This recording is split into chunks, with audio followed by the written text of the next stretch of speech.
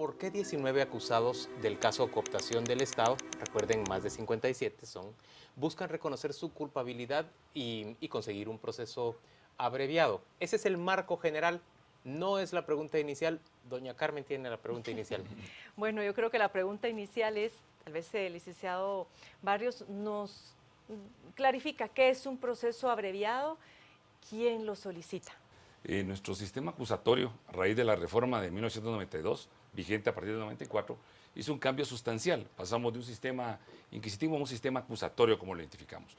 Pero hay etapas que son fundamentales. Está la etapa preparatoria, que es lo que hemos visto en la primera declaración, en donde se recopilan los elementos de investigación y los sujetos quedan procesados.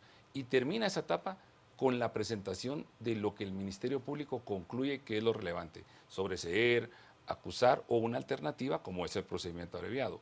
Se pasa a la etapa intermedia donde los jueces deciden si vale la pena llevar a la persona a juicio oral y público y se va a debate, que es la etapa plena ante el tribunal de sentencia. Entonces el procedimiento abreviado lo que hace es evitar llegar a esa etapa del juicio oral o debate. El procedimiento abreviado es un procedimiento específico, pero tiene ciertas condiciones.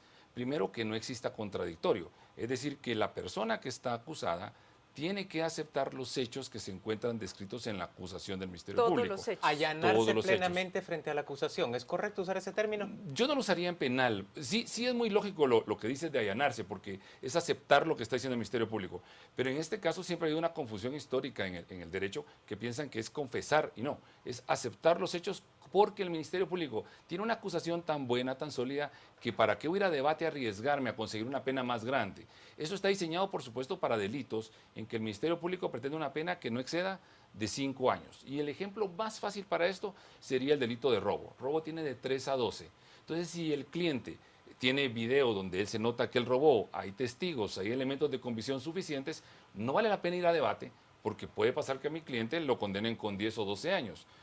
El Ministerio Público me propone, para poder medir, para poder regular la persecución penal, una pena que no exceda de 5. Puede ser 4, puede ser 3. En el caso que te daba ejemplo de 3 a 12.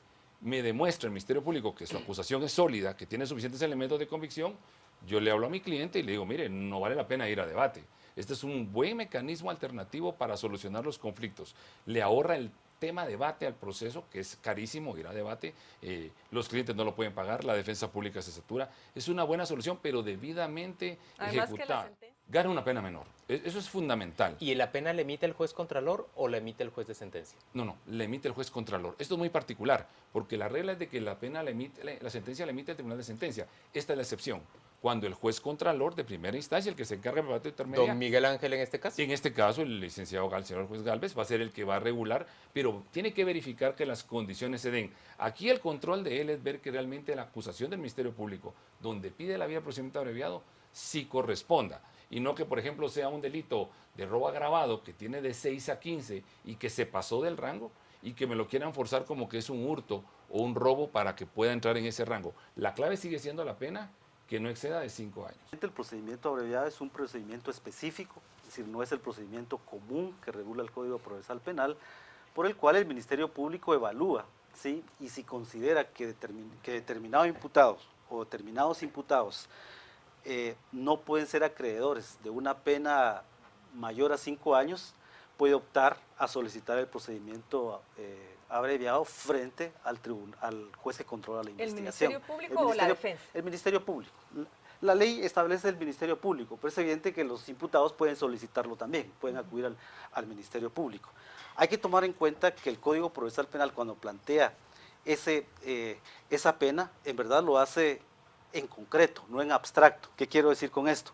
Que lo hace ya, digamos, no toma como base las penas establecidas en el Código Penal, es decir, las penas en abstracto, sino en concreto, porque el Ministerio Público considera que a determinado imputado no se le podrá poner una pena superior a los 5 años. Ese es el primer aspecto que creo que hay que resaltar. El segundo es que efectivamente el imputado, para poder ser beneficiado, oigan con eso, para ser beneficiado con este juicio abreviado, tiene que aceptar los hechos, es decir, tiene que haber un acuerdo entre el Ministerio Público y el imputado sobre los hechos. Y esto implica que si el juez verifica todos esos requisitos que el Ministerio Público le está planteando y los verifica en la audiencia respectiva, pues evidentemente va a emitir una sentencia condenatoria.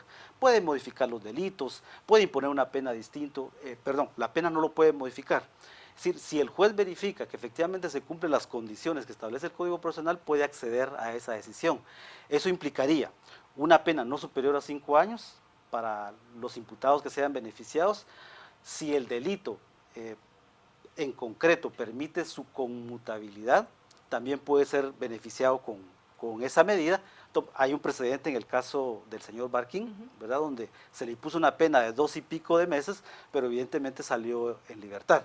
Este es por un lado el aspecto formal. Ahora, en el aspecto político-criminal, que es donde a mí me encantaría ahondar un poco también, el procedimiento abreviado en el marco del estudio de las ciencias penales se le considera una medida desjudicializadora, ¿sí?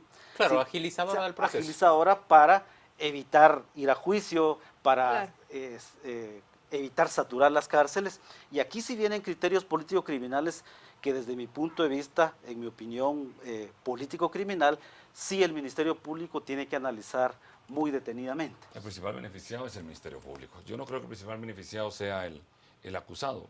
De por sí la justicia se beneficia con el procedimiento abreviado. Yo entiendo que hay que analizar aspectos políticos, pero lo mío es analizar el derecho en su dimensión jurídica. Y entonces, si el Ministerio Público, por su objetividad, establece que le corresponde y que esa es una vía necesaria, sería lo que tú dices, un respaldarazo. Están 19 acusados aceptando, le están dando un respaldo, entre comillas, a lo que el Ministerio Público está presentando, y va a ser más objetivo para el Ministerio Público y para el sistema llevar a solo los demás a debate. Es que ya de por sí pensar en un debate con 57 acusados es un caos, eso es realmente una vía procesal incorrecta, haber saturado con tantas personas, si solo en la etapa preparatoria, en la audiencia de primera declaración o en la etapa intermedia. Pero vas a ¿acaso ver el había retardarse. alternativas si realmente todas estas personas, según la visión del ente acusador, estaban, digamos, coordinadas para actuar en medio de un sistema completo? Hay alternativas. El Ministerio Público se le olvidó analizar cómo funcionan las divisiones en la participación procesal.